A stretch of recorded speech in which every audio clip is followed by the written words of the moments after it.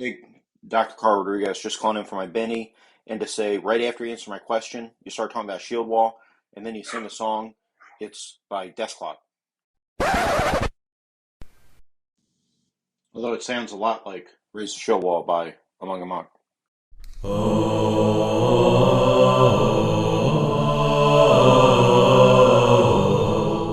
Carl Rodriguez is the GMologist, GM extraordinaire, the GMologist.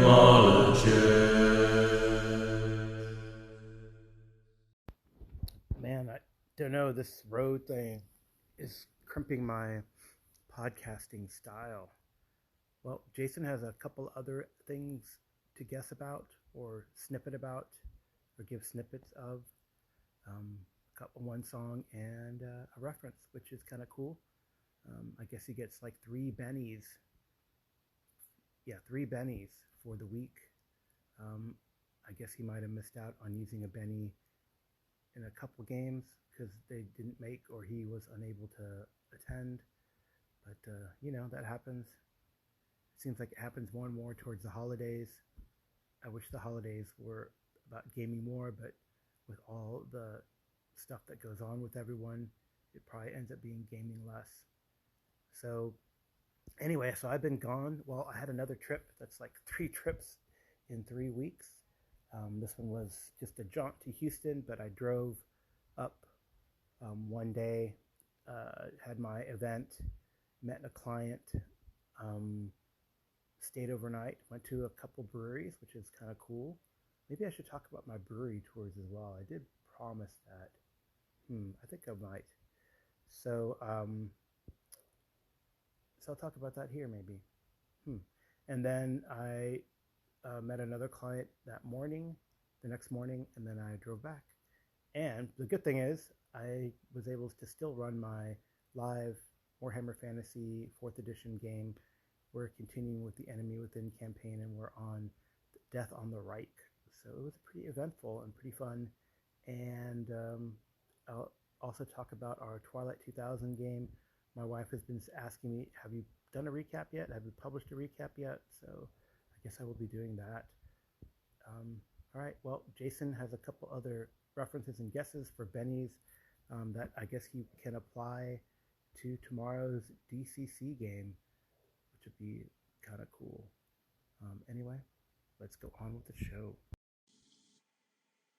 The next song you sing is The Gunslinger by Dr. Love, written by Stephen King. Actually, Jason, that song is, well, it does sound like it could be a homage to The Gunslinger, and maybe it is, but that song is Lone Justice by Anthrax from their album Spreading the Disease. It's track number 2 on side 1 of the LP, if you happen to have the LP. The movie reference is A Christmas Story when Darren McGavin gets his major prize. Yes, that is a reference to A Christmas Story, which I'm sure many of us will watch again this season. It is, well, I can hear that shark in the background, but at least it's freaking done. I hate that little beast. Anyway, A Christmas Story, classic Christmas tale movie. You'll shoot your eye out. Fragile, etc. Don't forget to drink your Ovaltine and all that. But it is actually kind of cool that it is based off, right, a novel, In God We Trust, All Others Pay Cash by John Shepherd. So, kind of cool. But thank you for that, Jason. And now on to some recaps.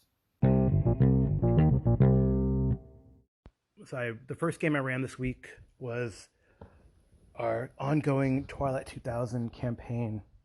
And in this game, they had finally reached Krakow the last time and had gotten their week-long passes. They had gotten temporary passes from the checkpoints run by the Ormo, the Polish guard that were in charge of security of Krakow for the most part. There's also the Warda, which is the police force who work for the civilian government of Krakow. But so they kind of learned a little bit about factions. A couple players, I don't know, we enjoyed it. There was a lot of info dump, not a lot of action in the last game. But this game, well, you'll see. So they got their passes, and then this was Kasha and Jonesy, and then they were going to go to the Narodsky, which is a bar, and they had heard it was run by someone sympathetic to Americans. So they call up one of the other players to come in, and that happened to be Grunts. So Grunts kind of joined them, or Jonesy went to go get Grunts while Kasha waited outside. And then that left Tops and Sam with the truck kind of in an alleyway about a block away from the big central square and open air market. The market had shut down by now, but you could hear wafting from the Narodsky the sounds of Rick Astley's Never Gonna Let You Go, Never Gonna Let You Down. You know that song, right? That Never Gonna Give You Up. But kind of done in a different way. Kind of, they had her piano, and it was like a lounge singer singing, never gonna give you up, never gonna let you down, etc. So, you know, it was a good old-fashioned year 2000 Rickroll. So they go in there, they go to the bar, they meet Henry... Halleckny is his Heinrich Halleckny, but it's really Henry Halleck, who it turns out is from Chicago. He strikes up a conversation with Grunts and Joan, and Jonesy's kind of in the corner, kind of watching everything, but Henry Halleck strikes up a conversation with Sergeant Grunts and Kasha. They kind of ask him some information, especially about this guy Cutler that they've heard about. He says, I see that man, I don't trust him, but he's not here right now. What can I do for you? So they hold it close to the vest, I think, Kasha and Grunts, but they negotiate with him. They tell him they have a couple things with them that they can trade. They want to, I think Grunts is like, I'd love to get, a shower or whatever, or a hot meal. He definitely provides a hot meal. Kasha trades some of the moose meat that they still have as trading fodder for the group.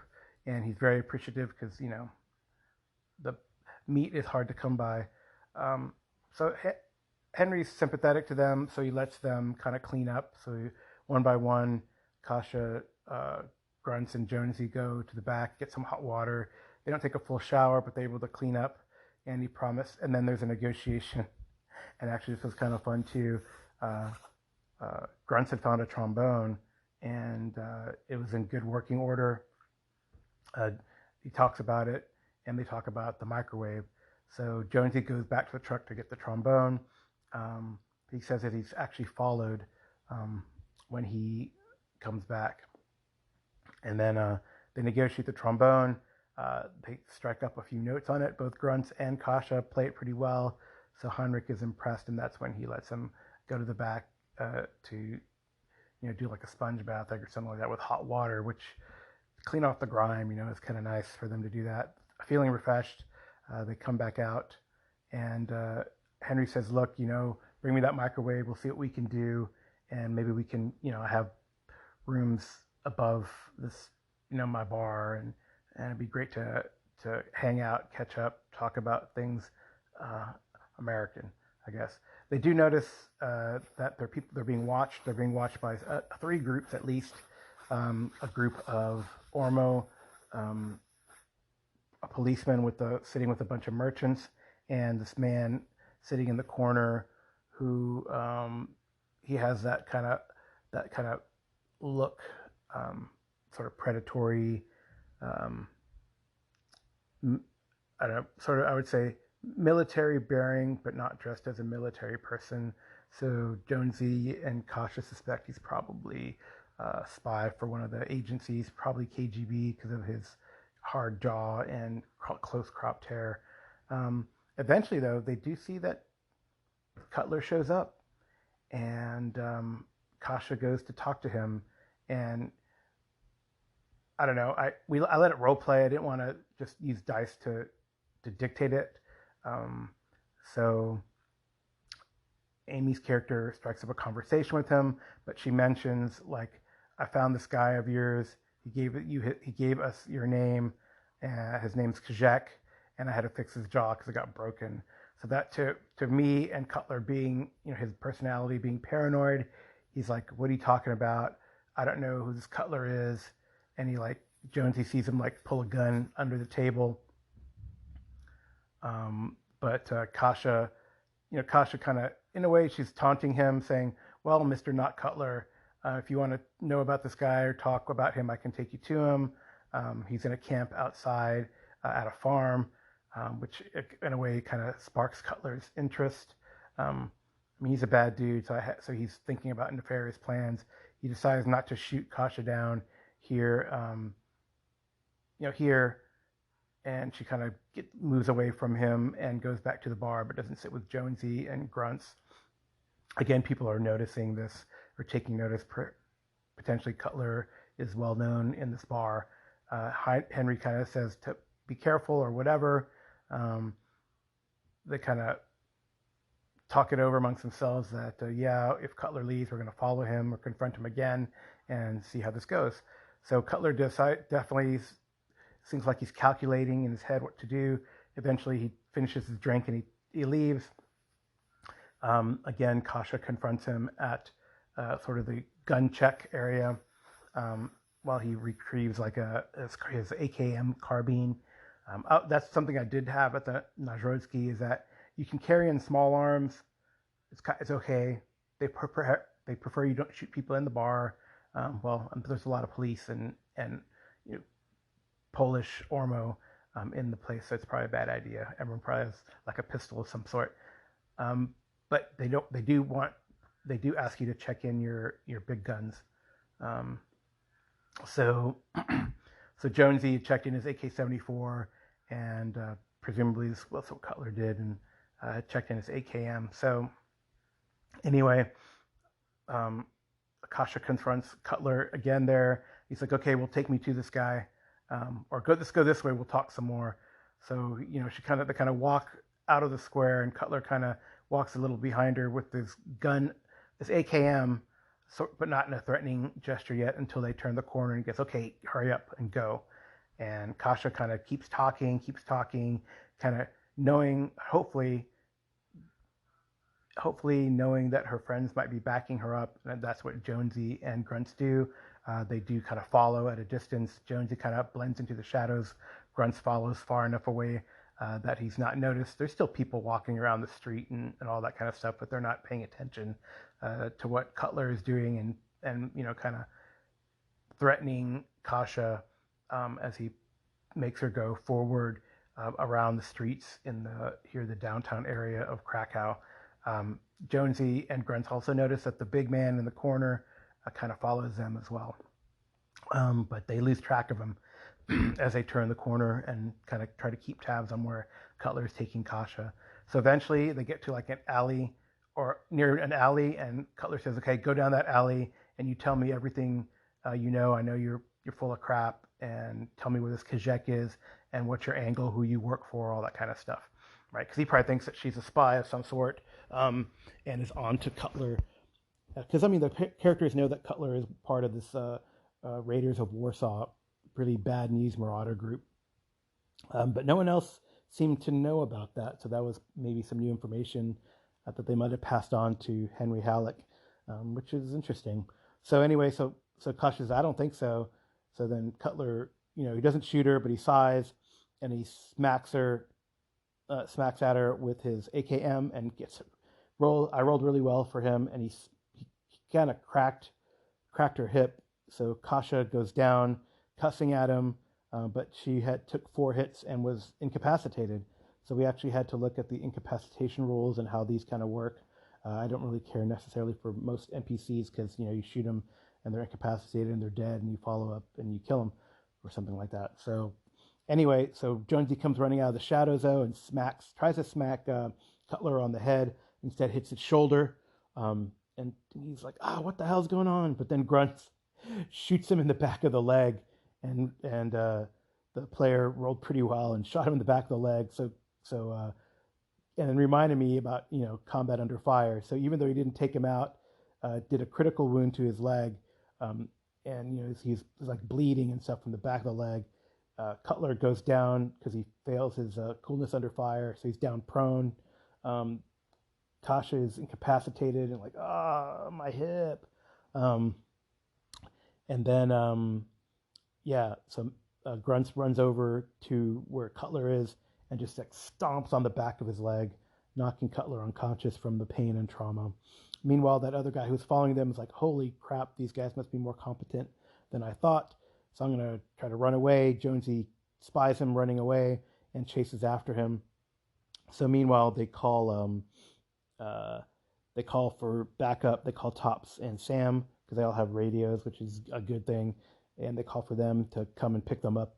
They tell them where they are, and Sam and Tops kind of drive over on the truck while Jonesy kind of chases this guy down. He takes a couple shots at him, hits him in the arm, and then hits him in the back of the neck and drops him. So then Jonesy drags him back, and by that time, they've gotten everyone in the vehicle. Sam does some first aid on Kasha to get her conscious, and then they look at this guy who's bleeding out from the shot to the back of the neck, and I think they tried to save him, but they weren't too worried when they're like, I guess we can't do it. I guess he's dead. He bled out, but they felt he was probably KGB based on his weaponry. They haven't stripped him down to look for any markings or brands. But then of course, with 3 gunshots fired here in the center of town, they hear whistles and shouts of alarm, and maybe some sort of klaxon sounding an alarm. So they got to get moving and get out of the central city area before they're caught by the Ormo or the Warda or whomever is after them. But I thought it was pretty cool. Some action. A player actually got hurt. So Amy's character, Kasha, was able to recover 1 wound, so is conscious now, but has a bad hip, and it takes some time for a critical wound like that to heal, because it was also a critical. So she's at loss of mobility and probably in a lot of pain, and also only has 1 hit left before she's incapacitated again. So more exciting episode this time, and now we'll see what happens if they can escape the dragnet in the center of Krakow.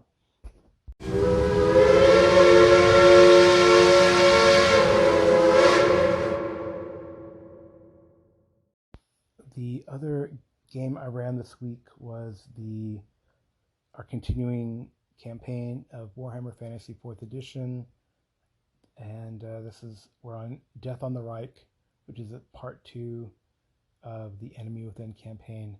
So the players are leaving Altdorf. They had successfully evaded capture of the Watch. They had learned that Ulrich's uncle Yosef had betrayed them for 10 gold coins to the Watch, saying that they had a fugitive with them. They didn't find the fugitive because he hid really well, and Sebastian, the lawyer, was able to distract enough the Watch to not only find out who had betrayed them, but also distract them enough that Reginald was able to hide and evade their inspection of their boat, the Endurance. Is it Endeavor? Maybe it's the Endeavor or the Endurance. Anyway, I can't remember the name of the boat. You guys will have to remind me. Anyway, they're leaving Altdorf, and they see something familiar. They see that bookish scholar that they had shared a coach ride with previously, about a month ago, was getting into another coach, this time a Four Seasons coach, and oddly, Morastra catches his eyes, or they kind of glance at each other, and this academic, he kind of ducks into the coach, pretending not to have seen him, doesn't acknowledge him, trying to hide from his gaze. But they met they locked eyes, for a second, which Marastra didn't think much of, thought it was kind of odd, and mentioned it to the others, but they continued on. And they kind of started moving upriver towards Kemperbad, and then probably towards Griswold after, in pursuit of these other group of cultists. They have learned about the Purple Hand, and now there's maybe another group of cultists might or might not be allied to the Purple Hand that are operating and doing nefarious things in the Reichland here. So they head upriver, and I kind of used in the Death on the Right companion. There's a way to do boat travel, and I want to make it as memorable as possible, and kind of because one of the characters has heavily invested in being a boatman and in boating skills, so we want to kind of use that and highlight that character. So we kind of doing this travel thing that they have provided in the Death on the Right companion, where you roll your boating skill and see how much you can improve upon given the conditions going up and down river. So unfortunately, like the first 2 days, they get a headwind and it's kind of slow going. And the second day, there's a near catastrophe as the wind gets so strong. And when Ulrich tries to maneuver the boat, it actually snaps the rigging and damages it. So rigging falls everywhere. The horses get panicked. The characters scramble to control the horses, and they're able to manage all of them, but one, Marastra's Destrier, leaps panicked into the river, and Marastra kind of dives after him to get him, and then the player sees something attracted by this thrashing, panicking horse in the water movement. Some sort of large water creature is heading towards them. So Ulrich does what a boatman does. He jumps on the gunwale, grabs his boat hook, and swan dives into the river, hitting. I mean, he has, like, again, this player has invested in Ulrich and his boatiness, and he has swimming ability and strong swimmer, so he can move as fast as he can walk on land while swimming. So he kind of swims like a torpedo towards this unknown large creature that's going towards Marastra and his horse, and gets to it, and it's a stirpike. So Ulrich has a pretty easy time, more or less, with the stirpike. He hits it. It misses him. There is one close call where he kind of smacked it on the snout as its jaws almost attacked him or bit him. And he's like fighting, and they're fighting and thrashing in the water. The other players have their characters kind of secure the horses. So Marastra gets his gesture to shore. Sebastian is making sure the horses do not panic again on the boat. And Real Reginald, he does take a shot, but misses. Fortunately, does not hit Ulrich. So the rule in that, there's always this rule, or there's always a concern when characters fire missile weapons into melee, and Reginald has pistols now as part of his duelist career.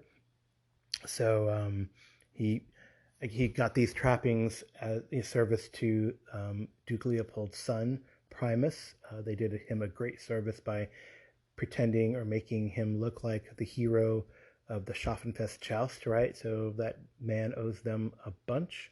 So he presented Reginald guns as part of his trappings. Anyway, so and both Reginald and Sebastian took an endeavor to kind of act and have the demeanor of higher than their station, which is kind of cool. It'll probably help them in the adventures to come. They have like a letter of introduction from the Duke and from Primus, which can go a long way depending on where they're at. Anyway, Reginald takes a shot. He misses. He doesn't miss by -20. He misses by more, so it doesn't get close to Ulrich. So the way the rule works, there's a -20 penalty incurred when you shoot into melee. If you would have hit, except for that -20, you potentially can hit another target in that area, which would have been Ulrich. So that did not happen, so Reginald did not shoot his buddy. Ulrich kills the beast, hooks it with his boat hook, and drags it to shore. They will make it. They will have a fish fry later, it seems, and they do. So they make it to Castle to the town in front of Castle Reichsgard. We'll call it Reichsgard Town. They see this massive castle with, fortress that's guarding this point at the junction between the Reich and the Teufel River, and it has massive battlements and the crenellations have cannons pointing out of them. So it's a pretty big fort. But they tell the townsfolk what happened and what's going on. They present the pike and they have a big fish fry. They hear some really interesting rumors about what's going on, including that the emperor is very sick and might be dying, that they haven't seen the prince. What's up with this mutant stuff? They hear about this strange castle called Castle Wittengarden or something like that, somewhere upriver, and they hear that they're finding and dragging mutants out of the river, which is weird. But they hear these rumors. The next day, they get a crew of some of the townsfolk after the fish fry to help them repair the boat. It costs some money, but they have money. If you recall, I don't know if you've been keeping track. If you recall, they did rob this merchant house of a shit ton of money, and they've been using it to invest in the boat, which I think is really cool. But unfortunately, the boat got broken, so they had to spend some money for the parts to repair it. Fortunately, this is a town in the shadow of a castle, so they have those resources, and they're able to do it. Reginald and Sebastian go up to the castle to try to maybe get some information, maybe about these cults that they're pursuing. But they have a strange confrontation with the guard. The guard accuses Sebastian of being a mutant. The other guard is confused and says, yes, but the emperor just said we don't kill mutants off right. So that first guard kind of messed up. That's my bad. I messed up. I should have said a witch. But anyway, so that guard kind of says, you guys better get out of here. I don't know what's going on. This man's crazy. They learn that this guy Frederick they suspect he probably might be a cultist, because the cult is looking for Sebastian because they think he's one of their own who's betrayed him. Anyway, they're able to flee while the guard that kind of intervened is able to subdue this other guard who attacked him. Actually, he did get one attack off, but Sebastian was able to dodge out of the way, which was pretty good. A halberd to the body is not a pleasant thing. So they run back to the boat, and nothing else really happens. No one comes out of the castle to confront them, and they continue heading downriver. And they're making good progress when they see during this time also, or probably the day before. We actually forgot this in play, but they reminded me that they had a prisoner to interrogate. So sometime after, probably after the Stirpike attacked, but before they got to the castle, they interrogated this prisoner who Marastra had captured, spying on them, a member of the Purple Hand, and they get some names and some information. They don't really know quite where the cult is based, because as they try to prod this individual for more information, he starts praying to Tzeentch. They don't know who Tzeentch is. They try to recollect in their studies who that might be, but that's the only clue they really get. And then there's a sickening popping sound as Tzeentch apparently hears its supplicants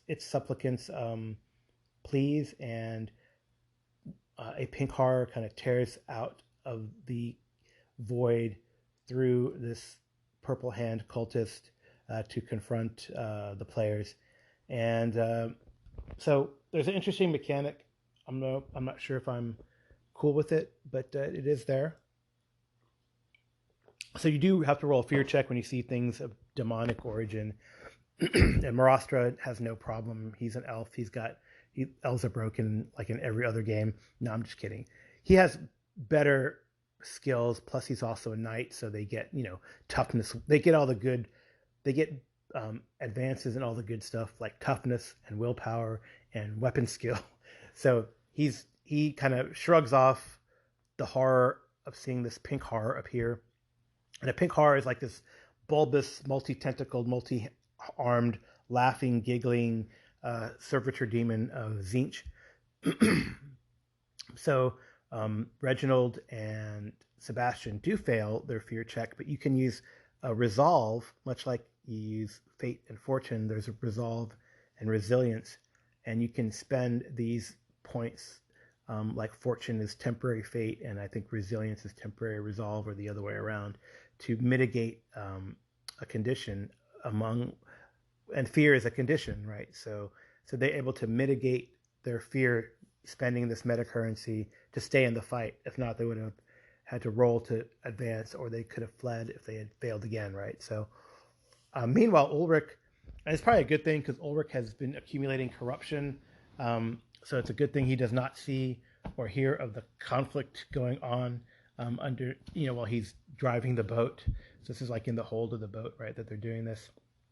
So they destroy the pink horror, but then it splits into two blue horrors, because that's what happens when you destroy a pink horror. And they're able to fend those creatures off too. And none of them gains corruption from being close to a demon. And they have more mysteries now, but at least they have a name on who these cults serve, which might be interesting or not. So back to the going upriver,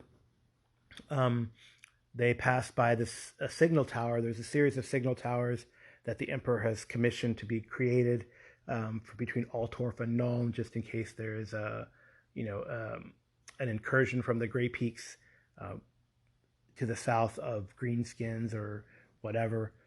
And so these dwarves are like trying to flag him down, and they propose that they will, we'll pay you good money to take us away from here and downriver. But their supervisor comes running after them and says, wait, get back to work. But then the players are curious, so they stop and they talk to this other dwarven woman who's the master artisan in charge of trying to get this signal tower up. And she tells them they've had problems. There were a dozen of them, and then they were having accidents, which is, unheard of in dwarven engineering. We're not like you humans, she says. No offense, but we don't have like work-related accidents because we're dwarves and we're engineers. But and 6 of my men have disappeared. So if you would help us, well, I will pay you because we got to get this tower done, and we don't want to lose our reputation. But if you could figure out what's going on, we will pay you well. So the characters decide to do the side quest. They feel, and stop and help the dwarves. So they discover that they're building the signal tower on the foundation of a previous tower, just to give the signal tower more height. But it's made of strange, slick, but not wet black stone, slick looking. They can't find any entrances. They see obvious paths that go up to the base of this tower, but even Marostra cannot pierce through the veil of seeing what is weird. He gets an uneasy feeling about this tower, but can't, quite understand or figure out what makes him uneasy. So they decide to, well, where did your companions disappear? They show them, like on the second floor of this structure, or on the top of the structure. We're building a platform on top of it to make it taller. So this is kind of where we sleep and watch and supervise. But now they're all sleeping away from the tower in like bivouacs, which, is, their dwarves are very uncomfortable and grumbly, more so than they normally would be. So the characters sleep there. They take watches during Sebastian's watch, and they have Fang with them too, the dog. And Fang kind of wakes up from its slumber and starts growling. Sebastian looks in that direction, and suddenly this ghoul kind of pops out of the ground from this trap door that they had not seen at all or detected at all. So well is the construction of this strange foundation. So Sebastian shoots it. Fang attacks it and crits it, because Fang is like the bomb and the most heroic entity in this group of heroes. Fang like tears its hand off almost. By that time, the other players are aroused because Fang is going crazy, into a frenzy, because that's what a good protecting dog does. And Marostra just attacks this creature with his halberd and pole arm or whatever kind of giant weapon this Elvenite has, and lops off its arm at the shoulder, and the ghoul falls to the ground. Around its neck is some sort of key-looking thing, and they see this open trap door from which wafts a nasty smell of a charnel house. But that's where we stopped. They will explore what lies beneath the trapdoor next time. But that is our exciting Death on the Reich episode of our Warhammer Fantasy 4th Edition campaign. Thank you for listening.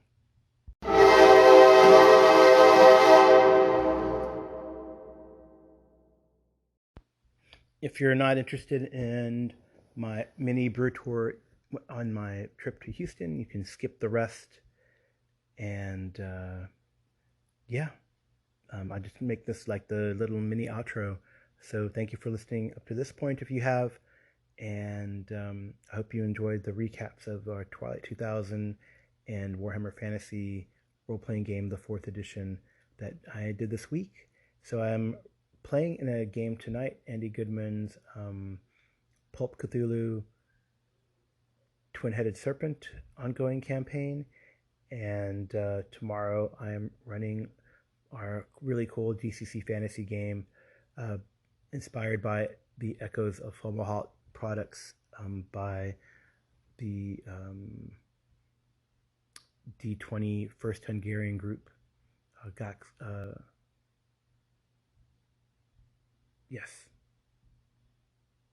Gabor Lux. I almost said Gary Gygax, Joe Richter. Gabor Lux and his First Hungarian D20 Society zines, which are really cool. I recommend them. Anyway, again, you can skip to the end. I recommend just going to the end song if you don't want to hear about the mini brew tour. But it's a fun little segment, I think. And let me know if you do continue to listen, whether you think these segments are cool. My next trip will be in December. I have two, one to Dallas, one to Houston, and assuredly I will hit a brewery or two. So anyway, take care. Have a great weekend, and I'll talk to you soon.